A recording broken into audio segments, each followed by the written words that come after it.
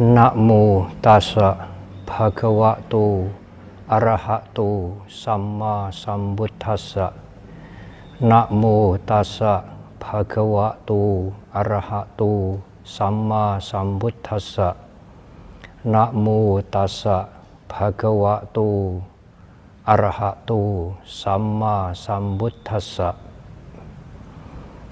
Nahi werena werani samantida kudha caknang awerena cak samanti esadhamo sanantano ti.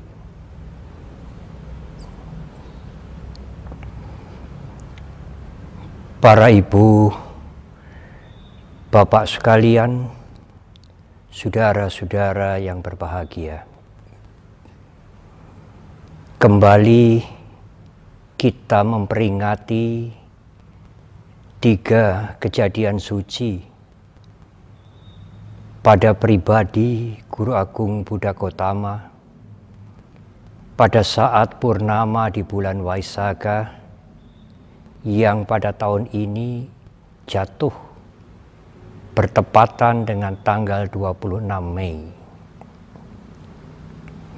yaitu pada saat kelahiran pencapaian pencerahan sempurna dan saat mangkat atau parinibbana Guru Agung Buddha Gotama.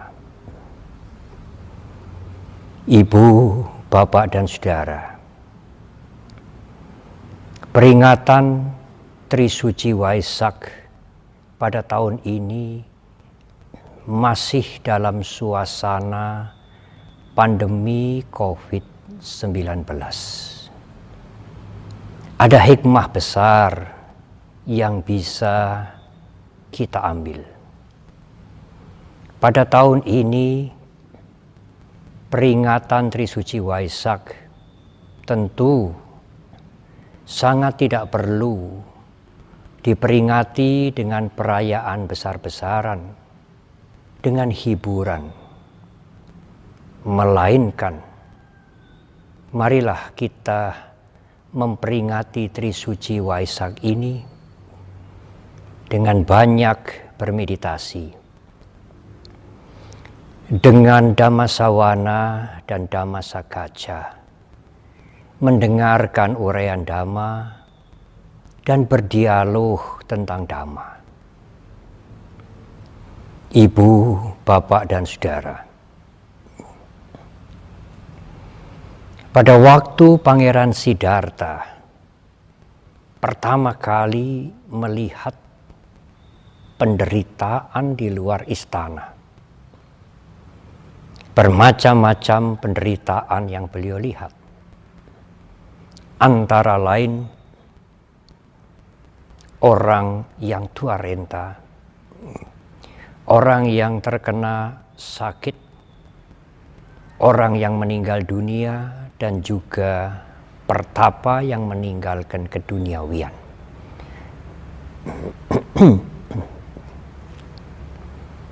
Penderitaan-penderitaan yang dilihat oleh Pangeran Siddhartha itu membuat galau pikiran Siddhartha. Kenyamanan, kedudukan, kenikmatan di dalam istana sama sekali sudah tidak menarik. Pikirannya dipenuhi dengan mengapa makhluk-makhluk harus menderita. Apakah ada jalan untuk membebaskan mereka dari penderitaan? Banyak yang mengatakan, meskipun hanya sekali penderitaan itu disaksikan oleh Siddhartha, betapa kuatnya kekuatan penderitaan itu, sehingga membuat Siddhartha tidak nyaman di istana, dan akhirnya meninggalkan istana untuk mencari jalan membebaskan makhluk-makhluk dari penderitaan. Betapa kuatnya dorongan penderitaan itu. Ibu, bapak, dan saudara, memang tidak dipungkiri penderitaan yang dilihat oleh Siddhartha itu salah satu faktor yang sangat kuat untuk mendorong Siddhartha meninggalkan keduniawian. Tetapi ada kekuatan yang lebih hebat. Kekuatan itu adalah kekuatan cinta kasih. Kekuatan welas asih Siddhartha terhadap makhluk-makhluk yang menderita. Oleh karena ibu, bapak, dan saudara, banyak orang yang melihat penderitaan seperti yang dilihat Siddhartha. Dan mereka melihat tidak hanya sekali, tetapi mereka tidak peduli sama sekali terhadap penderitaan makhluk-makhluk itu. Bahkan mereka bersyukur bahwa mereka tidak menderita seperti orang-orang yang menderita yang dilihatnya itu. Mengapa? Karena mereka yang melihat penderitaan tidak didorong oleh cinta kasih dan welas asih. Cinta kasih dan welas asih Siddhartha itulah yang mendorong Siddhartha untuk meninggalkan istana secara total selama-lamanya demi kebahagiaan semua makhluk dari penderitaan. Kebebasan makhluk-makhluk dari penderitaan. Ibu, bapak, dan saudara, hanya orang besar, hanya makhluk agung yang terguncang hatinya pada saat melihat penderitaan. Dan Siddhartha adalah bodhisattva yang tergerak hatinya untuk mencari jalan, sekali lagi membebaskan makhluk-makhluk itu, membebaskan kita semua dari penderitaan. Dalam waktu yang sangat lama, 6 tahun, Siddhartha bertapa, berjuang keras, berguru, dan berusaha dengan caranya sendiri. Tetapi semua usaha itu sia-sia. Beliau menyadari bahwa kenikmatan dan juga penyiksaan diri bertapa yang sangat keras tidak membawa pencerahan sempurna. Setelah beliau meninggalkan cara yang salah itu, pada saat purnama di bulan Waisakha, Siddhartha mencapai pencerahan sempurna. Sejak saat itu, beliau disebut Buddha yang bangun di tengah-tengah mereka yang menderita. Ibu, bapak, dan saudara, cinta kasih bagaikan denyut nadi yang mengalir di seluruh ajaran Guru Agung Buddha Gautama. Ibu, bapak, dan saudara, cinta kasih itu adalah sikap mental untuk menerima semua kehidupan dengan kasih sayang, dengan sikap yang nyata. Cinta kasih adalah kekuatan untuk mengendalikan diri dari semua perilaku yang buruk. Ibu, bapak, dan saudara, kalau seorang suami atau seorang istri tidak melakukan pengendalian diri dari perilaku-perilaku yang buruk, maka ia menjadi sumber ketegangan di dalam keluarganya. Suami atau istri itu tidak mempunyai cinta kasih meskipun untuk keluarganya sendiri.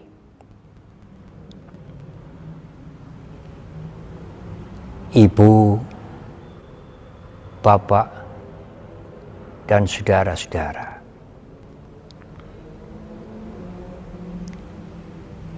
cinta kasih haruslah sikap mental untuk berhentinya kejahatan. Moral cinta kasih adalah moralitas tidak melakukan kekerasan terhadap makhluk-makhluk yang kecil atau lemah sekalipun. Moral cinta kasih adalah sikap tidak mencari keuntungan dengan merugikan orang lain. Cinta kasih adalah sekali lagi menghargai dan menerima semua kehidupan. Cinta kasih membebaskan kita dari dendam. Di Dhammapada ayat yang awal, ayat ke-5, Guru Agung kita mengingatkan, Nahi werena werani samantida kudacanang akwerena cak samanti sadamu sanantanu. Kebencian tidak mungkin habis atau padam apabila dibalas dengan kebencian. Kebencian hanya padam apabila dihadapi dengan sikap tanpa membenci. Sadamu sanantanu. Ini adalah ajaran di sepanjang masa. Kalau kebencian dibalas dengan kebencian, maka kebencian itu akan beranak pinak dan tidak akan pernah selesai. Berhentilah membalas kebencian dengan kebencian, maka kebencian akan berakhir. Inilah ajaran di sepanjang masa. Inilah hukum yang berlaku di segala zaman. Ibu, bapak, dan saudara, dalam khotbah Karania Metta, khotbah tentang cinta kasih yang harus dikembangkan, Guru Agung kita di bait yang awal menjelaskan, cinta kasih adalah menjadi orang yang mempunyai perilaku yang berguna. Dan perilaku yang berguna itu disebutkan oleh Guru Agung kita di awal penjelasan beliau tentang metta, tentang cinta kasih adalah sako ujuca suhujuca. Berperilaku jujur dan sungguh jujur. Jujur dalam ucapan, tetapi juga jujur dalam pikiran.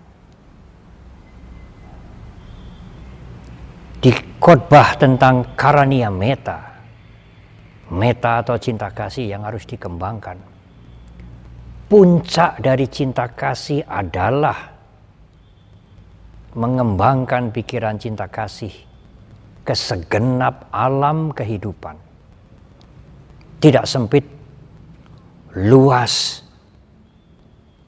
tanpa dengki dan tanpa benci sama sekali. Memang tidak mudah, Ibu, Bapak, dan Saudara.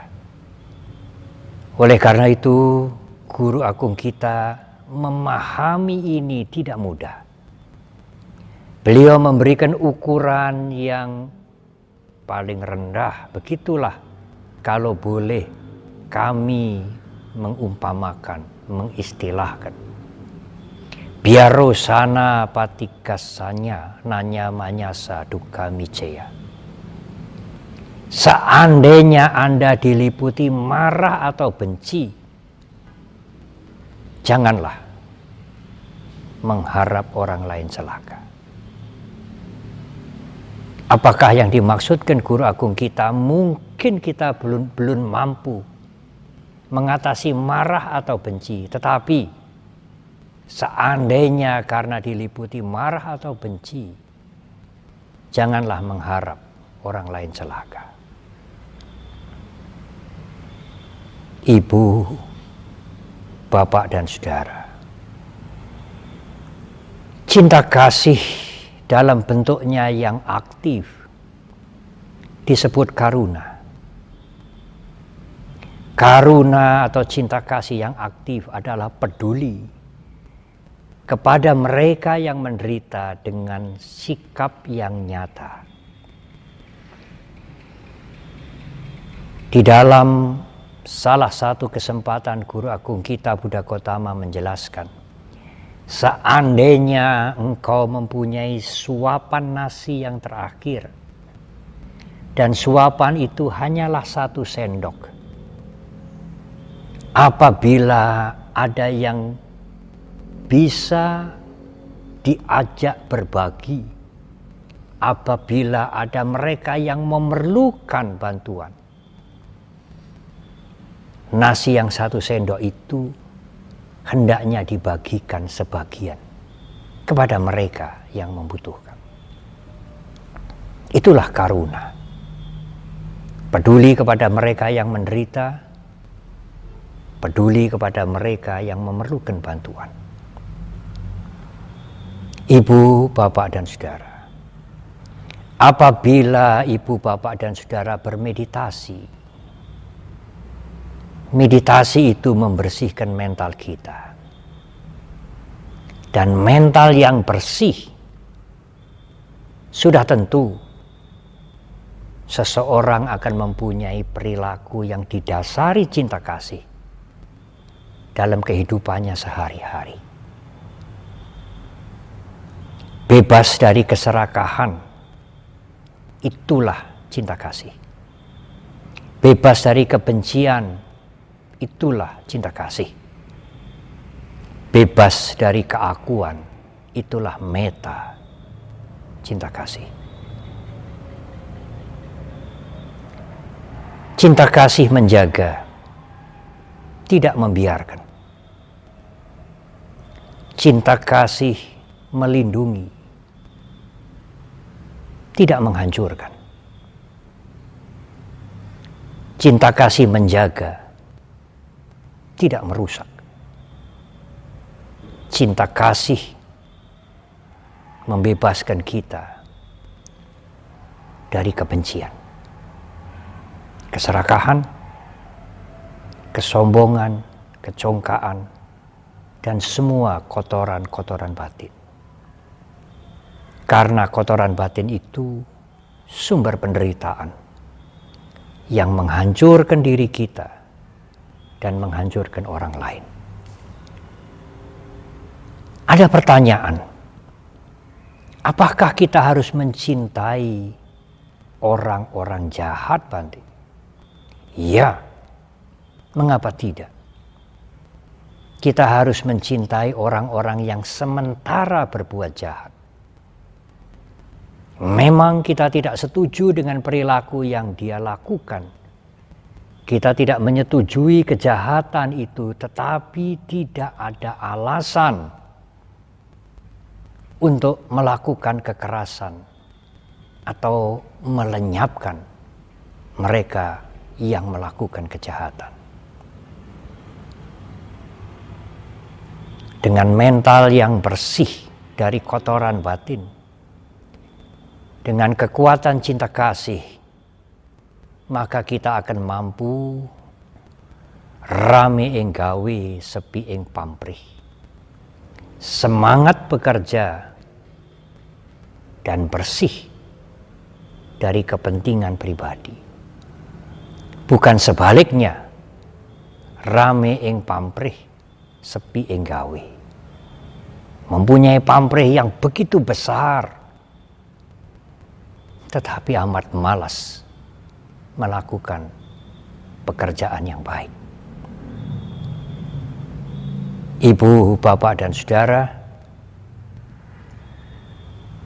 utamanya umat Buddha sekalian,